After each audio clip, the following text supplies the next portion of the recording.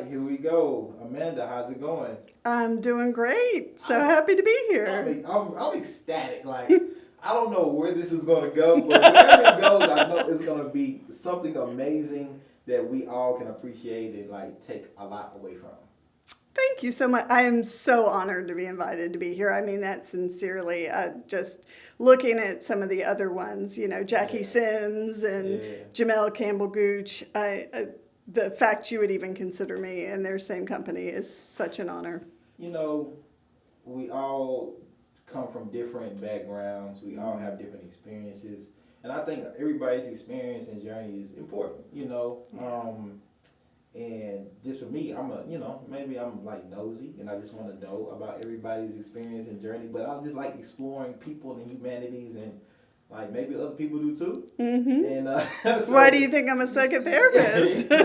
I get to hear everyone's stories, and I am endlessly fascinated, like you, by everybody's story. I always want to know what's behind what makes people tick. Yeah. And so maybe we'll find out what makes you tick today. Maybe, I don't know. We'll see. So can you just like tell us a little bit about yourself, where you're from, your background? Sure. I'm originally from New England. I grew up in Connecticut, but we moved around quite a bit. I like to consider myself bicultural. I have a father whose family was originally from very rural middle Georgia and a mother who came from Italian immigrants from the Northeast. And there were two very different faith traditions, two very different cultural traditions. And so, it was very different experience of both of those parts of the extended family. Lovely people on both sides. And so, where did you see like those cultural differences kind of have its challenges growing up? I would say the role of women, to a certain extent. The Southern Baptist Church that my father grew up in was very hellfire and brimstone, which was very different from the old Catholic priests in the Northeast doing their thing. And the food, it's just a very different experience of life. Right. And as somebody who, as you know, with communication, is that you're allowed to be expressive. You're allowed to let people know that you've had a bad day. But here especially, I think, for women, but also for men, you have to put a smile on your face and always act like everything's okay. And that was never a part of my upbringing in the Northeast. Like if you were having a bad day or you didn't like somebody, you said it out loud. Y'all are way more expressive in the Northeast. Yeah, for better or for worse. And so, growing up with that, like kind of this bicultural upbringing, which one kind of tended to dominate more than the other? You think? I would say the Italian, because I lived up there longer than I had lived in the South, and being around my mother's family and being part of the Northeast. So I would think, even though I've lived most of my life in the South, that I still more identify with that kind of culture. Okay, so how about professionally? What do you do? Tell us what you do professionally. I am a psychotherapist in private practice. Okay. I've worked for nonprofits and community mental health most of my career, but now I'm in private practice. So what inspired you to get into that profession? Oh, now that's a long story. I don't know if you're ready for that one. Oh, we can abbreviate it. Okay, I'll do my best. If you can do your best, yeah. No. Actually, I became involved in the Vanderbilt Prison Project. That's what brought me to Nashville, was to go to Vanderbilt for college. And I got very involved in the prison project. And after college, I moved to Atlanta to be near that part of the family and ended up working as a parole officer in inner city Atlanta.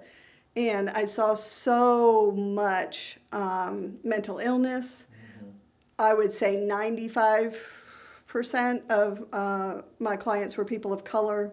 So I immediately, just based on the ratio, saw that something was amiss there, and saw people who had been failed at every step of their lives, from kindergarten on, if not from when they were born.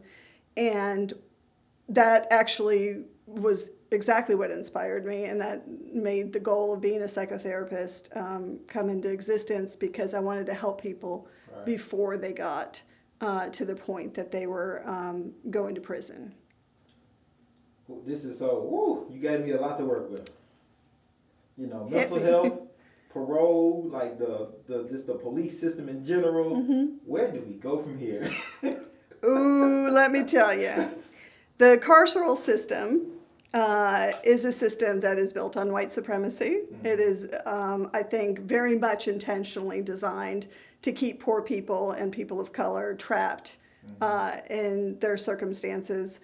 And it is a profit motive that absolutely needs to be ended. There should be no profit motive for incarcerating people. There should be no profit motive for the school to prison pipeline, as you know, we've worked on. And it's just got to be dismantled. And it's not going to be dismantled until people come to see those systems for what they really are. And I am a little more heartened lately than I was in the 90s and the early aughts by feeling that my white friends and family had a completely irrational trust and belief in a system that was deeply corrupt. So when did you realize, because you got into the system, mm-hmm. you know, on the parole side, when did you realize, like, oh shit, like, yeah, this is, like, I didn't know, like, racism and white supremacy did damage or did harm, or maybe I didn't even aware of those mm-hmm. terms really before you got into that sector? Right. I'd have to go back a little bit farther than that. Coming from the Northeast, I lived in a predominantly white suburb of New York. But because of the proximity to New York, it was actually a pretty diverse place in a lot of ways. You know, my fourth grade teacher, Mrs. Foster, was black, and she was very well respected in the school. She's a brilliant woman, one of the best teachers I've ever had. And so there were not a lot of people of color, but the people of color in town, I think, were very much respected. Sometimes they were specifically selected to go to the schools in our town because they were academically amazing. They all went on to Ivy League universities.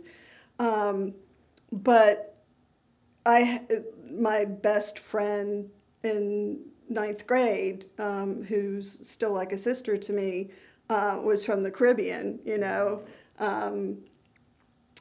from Trinidad. Some of my dearest friends from today were refugees from South America, from Chile, you know, political asylum here in the United States. So I had exposure to people of different cultures, I think, in a way that not a lot of white folks in the South do. They live in, I think, much more homogenous neighborhoods, much more homogenous churches. Right. Segregation. But essentially, yeah. Do you know what it was? It was actually early, to answer your question, early on in my career, going, you know, traveling through Atlanta and Ponce de Leon Avenue. I don't know if you're familiar with Atlanta. It is a pretty big thoroughfare in Atlanta. It runs east to west. And the neighborhood, like here, was very, not affluent. I don't want to say that they were rich, but it was just sort of like a middle-class neighborhood. And then, like, you crossed Ponce de Leon, and it was very neglected. Right. And I went back to the office, and I asked my boss, what is the deal with Ponce? And he asked me, and I said, it's white and middle class on one side, and it's poor and black on the other. How can there be such a stark difference from one side of the street to the other? And that's when I learned about redlining, which I had not known about. I was 22 or 23, and I was just stunned. And then I was embarrassed that I was so stunned that I hadn't known about that practice. Wow. Yeah. Yeah, and I think a lot of people probably still don't know a lot about redlining and it's like the residual like effects it had to this day. Absolutely. On communities, on voting, property value, all of that stuff. All of that. I mean, we still have cases today. I was just reading one 2 or 3 days ago of black families having to enlist some white friend or white family member to show their house, and their assessment doubles.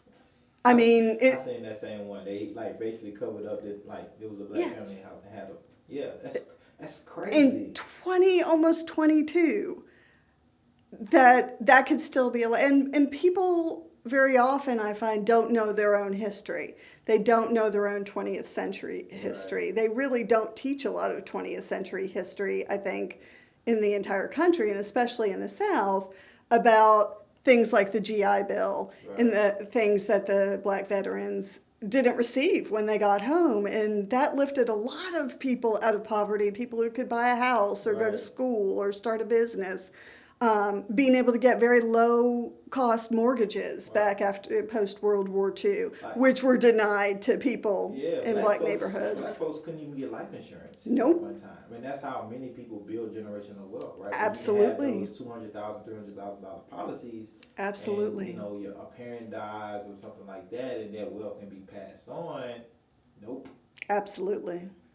Not here. Not here. So, wow. Okay. I'm getting excited. So, you mentioned this in your own friends and your family, just the lack of perspective and awareness about white supremacy, racism, and all those things. What have you been able to do as a white woman, as an ally, which we'll get into a little more too, to kind of confront white supremacy and racism from a personal perspective and also from a communal perspective? About those who may just not be aware, and you have to be like, oh, well, that's kind of racist or discriminatory, don't you think? Right. I remember being in high school and saying in a group, we were in a class, and for some reason we were just talking, and maybe the teacher stepped out, and we were talking about crime and things like that, and I said that a black person driving through a white neighborhood was in way more danger than a white person driving through a black neighborhood. And I was completely laughed at. And so just from that point forward, as you know me, taking it upon myself, right, to point out to people along the way how distorted and irrational their conceptions are of race, of black people, of things that they don't know anything about. And that's part of white supremacy, is it not? It is that idea, I always say, I hope to be celebrated one day as much as a mediocre white man is. It's like, you have to be like twice as good as them to get half the respect, right? So pointing it out when I saw it was definitely a big part of it, especially as a parole officer. It was a very progressive time. I mean, we were trying to do what we could to help people get, I help people get mental health treatment. I help them get substance abuse treatment, and really, really made an effort to help people get out of the system, get the hooks of the system out of them. I tried to free people. I very much early on did a lot of reading on social activism, everything from Karl Marx and, the old philosophers of, our relationship to labor, on up through Malcolm X and Fred Hampton and everything like that. And very much believed that nobody's free until we're all free. And so I don't consider myself free. Did you get any pushback?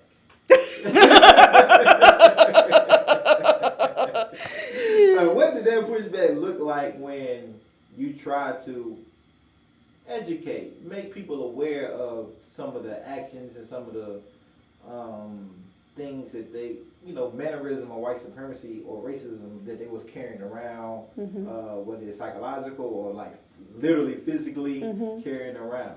Right. There was an incident one time after a U2 concert. I had gone with a coworker who very generously gifted me the ticket. And we were in downtown Atlanta at 2 a.m. And a woman came around the corner and almost hit him, but of course he and his friends were intoxicated and stumbling around, so she was in the right. And she honked or yelled at him, get out of the way, or something like that. And they used the N-word. They screamed the N-word at her in the middle of Atlanta. And so I didn't feel like having a conversation with somebody who was drunk. I got on the MARTA and home and away from him as soon as possible. But we had a conversation about it, to say the least. And it did not go well. And he could not hear me. I mean, I thought it went beyond being defensive. And I think that's the thing I don't have to tell you. You see in people when you challenge their beliefs around these things. This is how it's so baked into the system. It's how we're raised to perceive the world. It is a cult. Right. And it's very much like a narcissistic, abusive relationship, I think, a lot of the times that the white supremacy has with the black community. Right. Scapegoating them, projecting blame onto them, gaslighting, and saying this is your fault and actually you have it better than we should actually treat you. All of that is perfectly paralleled with an abusive relationship and the relationship that you would have if you were a part of a cult. And so it's not even like a defensiveness. It's not even like this, oh, well, not me and my friends, we're not racist. It is literally, you're challenging somebody's identity. Right. And it really is like the Matrix. It is really sort of unhooking yourself from this machine and realizing that everything you've been taught is false. It's just, it is Wizard of Oz. Right. Type stuff, that there is no great wizard. Right. It's just this pitiful man behind a curtain trying to keep himself up at the top of some sick pyramid. And so I'm going to ask you a question. And I don't think it's a question I've ever asked before. It's a two-part question. The first part is it harder to navigate being a white ally or trying to get other white folks to understand their white supremacist racism ways or mannerisms? The latter. I find it very easy to be a white ally. That comes with a certain degree of shame for the ways in which I think I bought into it and probably white-splained stuff at points in my own life. And I don't feel like we've done enough, white allies. We simply haven't, to confront white folks and really start dismantling some of these systems. It's not just interpersonally. I think interpersonally, a lot of white people do just fine, but it's helping them to see how really rotten and corrupted a lot of our systems are. And that is very challenging. And I have received a lot of negative feedback about that. And people who know me well know that I have a history of studying like policing in undergraduate and graduate school. This isn't just like some emotional reaction or something of the day. Like all of this this has been a conversation for me since the mid-'80s. Nothing about it is new. So the latter, most definitely. I've been really stunned by how welcomed I have been as an ally, and I don't know if that's because I am a fairly authentic person. I don't have much of a filter, so it's not hard to figure out who I am or what. I still don't know exactly why that is, but no, it has been extraordinarily difficult. Like at times, it has really gotten to me. Can you speak on that a little more about a specific time? Or just how just the rage? Yeah, it is rage. It is rage. And maybe it is because I've never been somebody who has been particularly threatened when I've learned new information. It hasn't been fun at times to be like, ooh, I was I was wrong about that. We all like to believe that we're right about everything. But it hasn't been that difficult to make that pivot. Okay, new information, But it seems to me to be a betrayal. And as you know, I'm a fairly anti-capitalistic person, and I believe that too is by design, that we are designed to be alienated from one another. And so I spend a lot of my time on social media. I spend a lot of my time with my friends and family, trying to bring a sense of class consciousness and a sense of like, we don't need to be alienated from one another. They're whispering in our ears, Black people are criminals, they're scary and dangerous, and they're whispering in y'all's ears, they hate you, they want, and none of it's true. I mean, we have so much more, I know that sounds so trite, but we do have so much more in common than we have in differences. But a lot of my white friends and white family have just never spent time in Black homes. They've never spent time with people. And I've had the benefit of that. I've been in some of the poorest homes in this country. I've done community service projects with Black people in the Mississippi Delta that were living in conditions out of the 19th century. And been guests in their homes and just the loveliest people. And having that perspective, and just all the homes I went into as a parole officer, I spent more time with everybody's moms and aunties and grandmas, and I think that's one of our biggest barriers that we have, especially in the South, right? Where we're all in our our bubble. Our bubble. Essentially, we all in our bubble, and so unless you, as you learn, and unless you have some parents or somebody that's going to really make it an intentional effort to expose you to different cultures so you can garner that perspective, it's very easy for us to be closed-minded and really believe what, depending on what side you're on oh, this is true or this is not true, or this is false or this is not false. And so that intentionality that you've had, but also others need to have, to change that perspective, at least learn and be open to grow. And if you're wrong, like you said, somebody got to do this self-reflect. Why was I thinking that way? But at least, but that's authentic and honest, and people can accept that. Okay, you was thinking that way. You're trying to do the self-work. You're trying to do the self-healing, and so you can be better. And then essentially, be an ally, be a better ally. Absolutely. Because it's a journey, right? Yeah.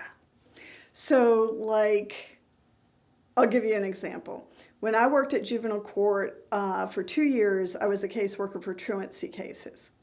And I saw a lot of cases involving Black children who were recipients of special ed services. And so I don't know if you're familiar with the school system, but if you're in special education, you have what's called an individual education plan, an IEP.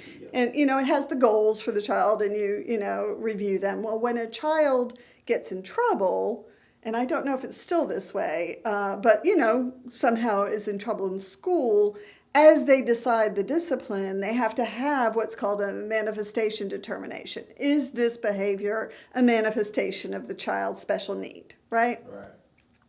And what I found over and over and over again is that white children were treated as if when they had the IEP and the manifestation determination, as if it were a mental health issue, which it almost always was to some degree or another. And that most of my Black children, who had most of them some serious trauma issues, were treated as a behavioral issue.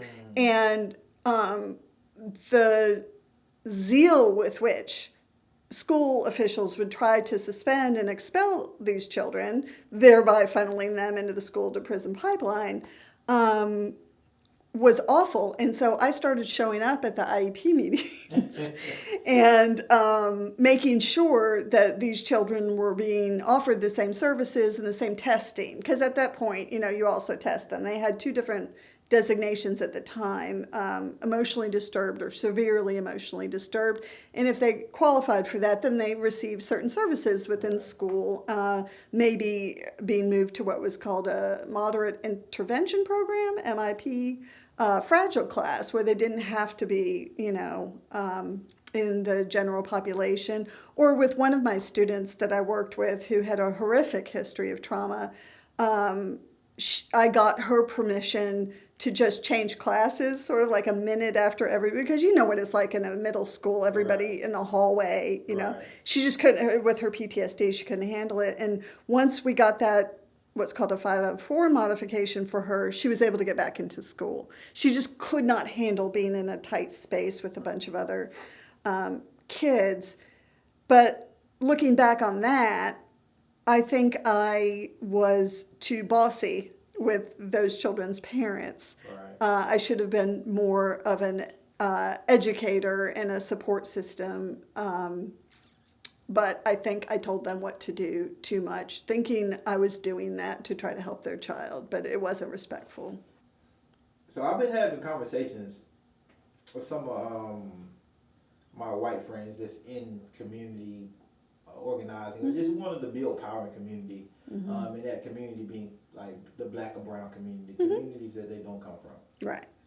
And they've shared with me just some struggles of navigating how to be an ally. Yes. Making sure they're not too bossy. Making sure they're, not that white male that thinks they know everything, or that white woman that feels like she knows what's right or not what's right, or that type of thing. And that's something, as a black man, I can't I don't understand that. And so I want to take this opportunity for you to give suggestions of things if you've learned in your journey as an ally on how to the best navigate ally situations where you're not projecting your whiteness on the situation overbearingly. Right. I mean, understanding how to, navigate that. And maybe it might be some situation you'll never probably be able to navigate, depending who's in leadership, right? Absolutely. But making sure that you are, doing the best you can and practicing the best ally type of situation methods that you can. Well, I don't know the answer to that because I don't think I'm there yet. I make mistakes all the time and think about it later and say, oh, why did I say that? Why did I do that? I think one of the, if not the most important, one of the most important things is that these things have to be Black-led.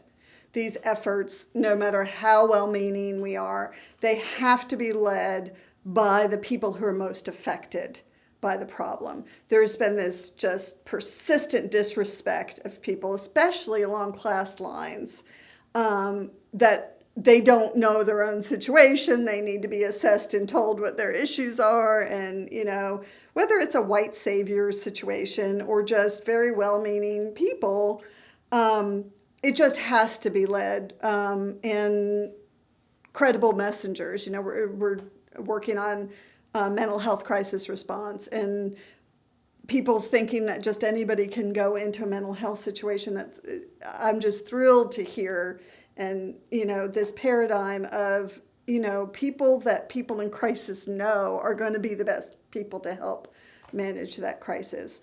So I would say, taking a back seat, just being, there's an old expression about, too many chiefs, not enough Indians. I'm really happy to be an Indian because I don't know better. I just don't. And recognizing what you don't know and having some humility about that as well, and not trying to separate yourself from your friends and family that don't get it. Oh my God, You don't get it. We still don't get it. We still have so long to go.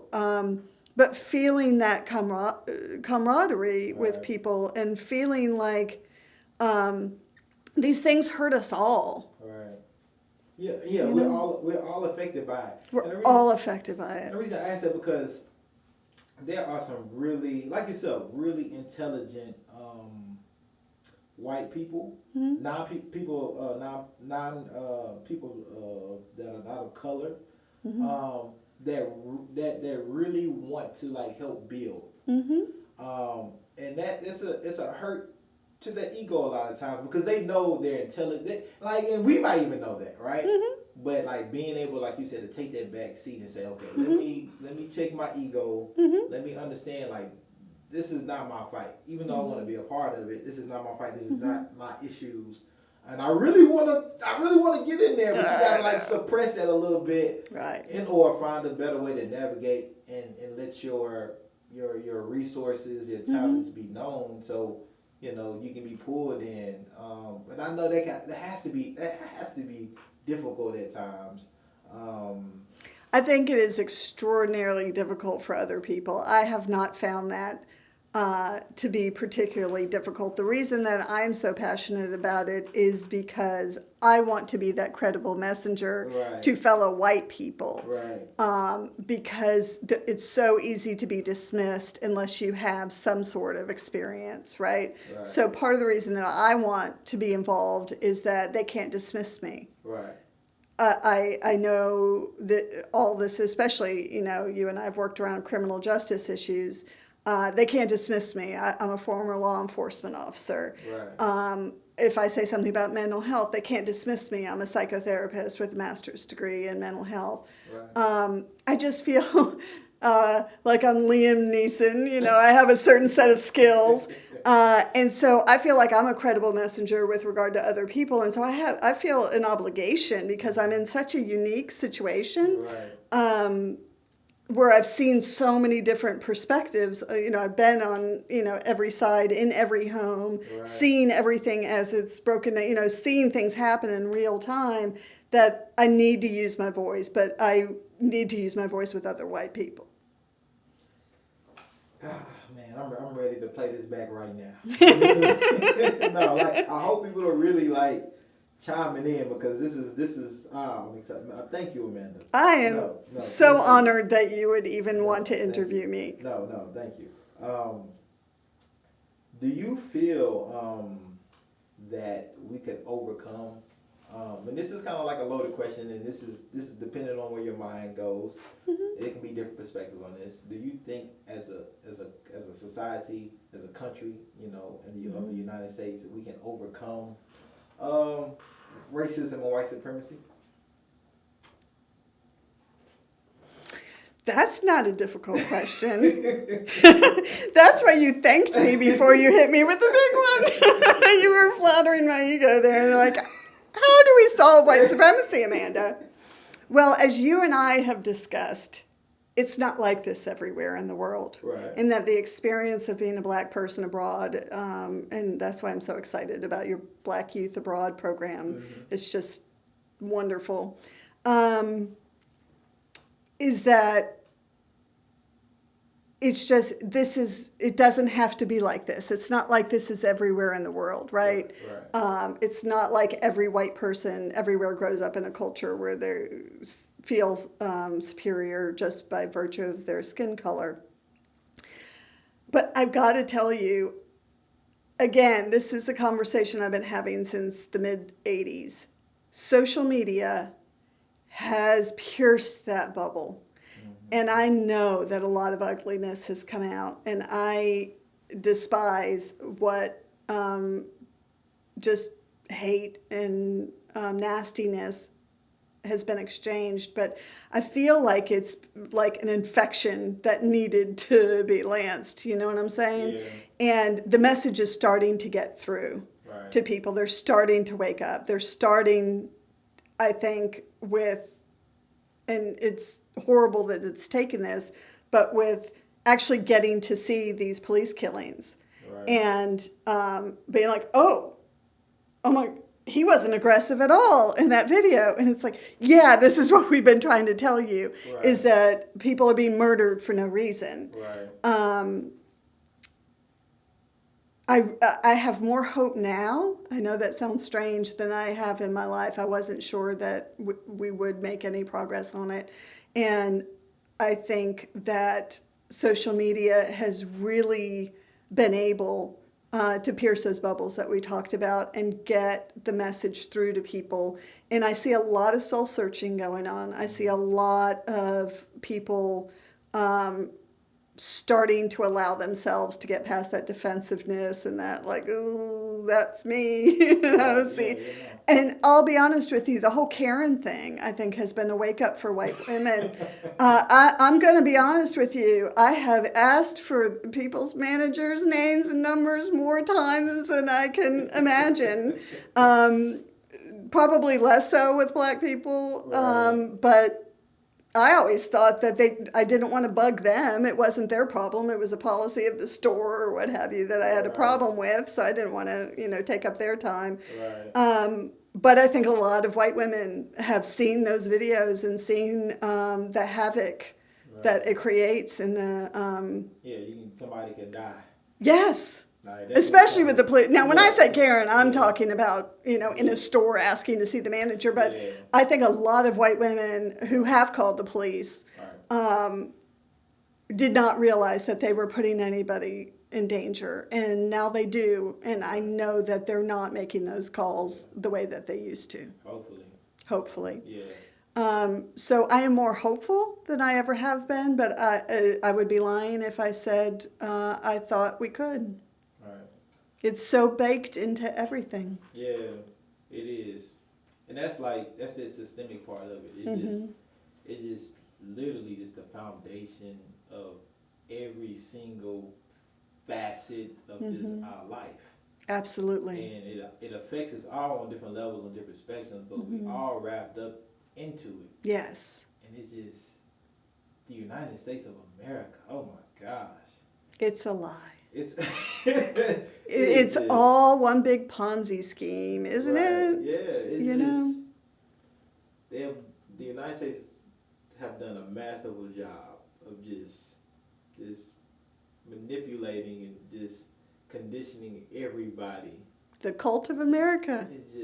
It is so similar to those same dynamics as you think you found this wonderful thing and you believed your whole life that this is a wonderful thing, and you find out it's this deeply destructive, corrupt, it's not what you have been told your whole life that it is. Right. And even with the social media, even with the things being on camera, people are still having a hard time like conceptualizing like, oh yeah, racism and white supremacy is a real thing. and still trying to isolate themselves from that reality. It's mind blowing. It is mind blowing. And so what can community do as a collective, all of us, right? To try to best combat what's going on, these critical social issues that we all deal with on different spectrums. What can community do? And from your perspective, just suggestions to combat this. Right.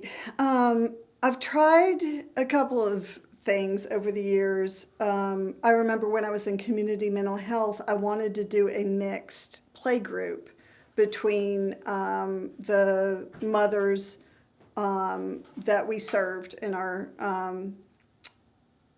with our community programs, and maybe some of the mothers who were volunteers.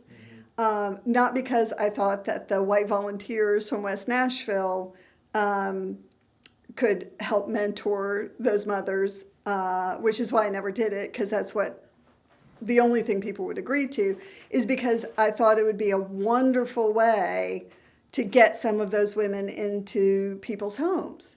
And see them with their children and see how much we have in common. You know, I mentioned going to Mississippi, and I stayed with a lady out in the middle of nowhere. Oh my God, it was so rural. Named Betty Ann, who welcomed us into her home. And I sat down with Betty Ann, and we had so much in common. And here is this woman, this poor black woman in Mississippi, and here's, you know, this college student from New England, and we had so much in common, and just being a guest in her home and being a recipient of her generosity and her wisdom, I think would be a wonderful experience for a lot of people. And so I suggested the mixed play group, but I think really we need to be in each other's homes. I know COVID makes that incredibly difficult, but spending time with each other. Right. And I don't think that necessarily goes because I think Black people are subjected to white culture, daily. I think y'all don't have nearly the need for it, but I absolutely believe that it would do everybody a lot of good to spend some time in neighborhoods. I remember going to a conference in Chicago, and white people were like, "You're driving to Chicago?" And I'm like, "Yeah, I'm driving to Chicago by myself. I'm going to a conference." And they're like, "Downtown Chicago?" I was like, "Yeah." And then it was like, oh, it took me a minute. Yeah.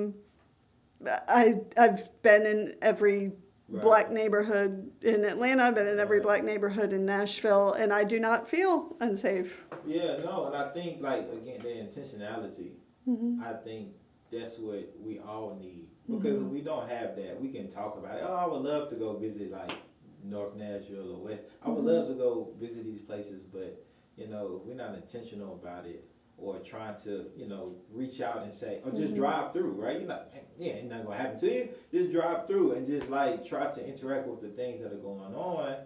And, because I know just growing up here, I thought everybody was Black. I saw that on your Jamel episode. You would think I thought because I was in my Black cultural bubble, and like a good friend of mine, like Steve Vinnick, he would have thought everybody was white, and we both born and raised in Nashville, right? But two different like just worlds, right? And like he never felt the need to cross over, and I never felt the need to cross over. But there needs to be more intentionality, so we can so we can get to know each other as a community and really know what's going on in our city. And speaking of what's going on in our city, because I know this is your field, mental health. Yes. And so I want to talk on that a little bit to kind of close us out and kind of figure out what is going on in the mental health world, especially around like policing and making sure our mental health community is getting the right support and not just being jailed for having a mental health disability. Well, there are a couple of efforts. I think you're familiar with what the Mental Health Cooperative is doing. They're partnering with MNPD to go out on crisis calls as part of a crisis intervention team. We worked on that for years, and MNPD would not get on board with that. I think once we talked about not including MNPD, then they were willing to partner with the Mental Health Co-op on that. But again, not the ideal situation, especially in situations where there's literally no crime involved. You just have somebody in crisis. There's no reason for an officer to be there. And I think officers would say that they're not qualified to be there. If someone's not committing a crime, they don't need to be involved. Officers have said that to me before. So there's that. There is NOAA, which a group you and I have both worked with, are trying to work on a non-police response involving, mental health clinicians being sent out. But once again, that is not community-led and doesn't involve the credible messengers we talked about in terms of people that they know and trust, neighbors or, people from their church or what have you being involved. And I understand there's issues of being, embarrassed, having a mental health crisis. When I worked at the psychiatric hospital at Vanderbilt, I ran into somebody I knew through church. And I know she was very embarrassed by that. So I understand that. But I've been starting to work with the Nashville community crisis response. And so we're working on a model that involves people in the community responding when there's a mental health crisis. And so, just starting to work through that and what that would look like and who would need to be involved. And really hearing, again, from the communities themselves that are most affected, such as the unhoused. That's just one example that comes to mind, who have a lot of interaction with the police due to mental health issues. So I really feel that is a very, very important piece of, mental health care in this city. Well, look, is there anything else you want to leave us with, Amanda? This has been great. This has been I couldn't ask for a better interview. Oh, thank you so much. You're an I've excellent interviewer. I've enjoyed this. I really have.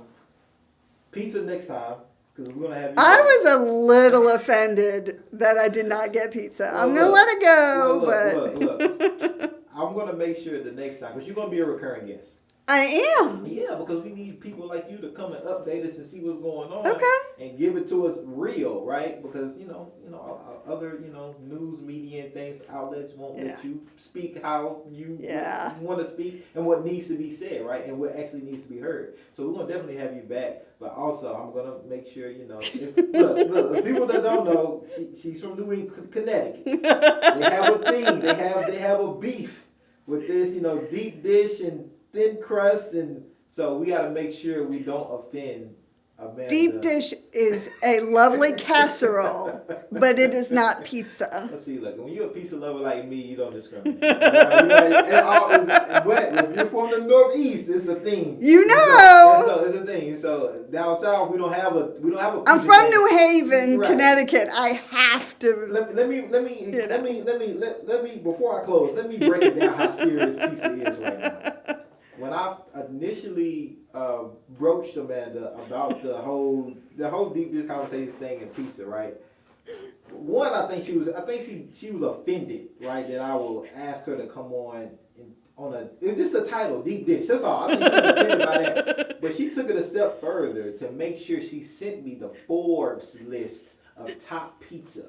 And guess who's at the top? New Haven. New Haven, Connecticut. New Haven, Connecticut. Yes. And so this is a serious thing, people. It is. And so you see Amanda. I'm don't sorry. offend her with deep dish. No. We talking about pizza. I just had to get that out there. But I appreciate the time, Amanda. Thank you so much for having me. I appreciate what you do and what you stand for in the community, in your voice that you use to build community. I really do, and I hope people that's watching and listening to this reach out to Amanda. She's always willing to talk. Anytime. And open-minded, and not to admit when she was wrong, and reflective on just things. She's just an amazing person. Oh, thank you really so mean much. That. I really mean that. And yeah, I can't wait to have you back. Well, right back at you. I am so thrilled with everything that you're doing. This has just been such a wonderful experience, and I'm just so glad to know you. No, I appreciate it. Yeah. Thanks. Thank See you you. next time. Okay.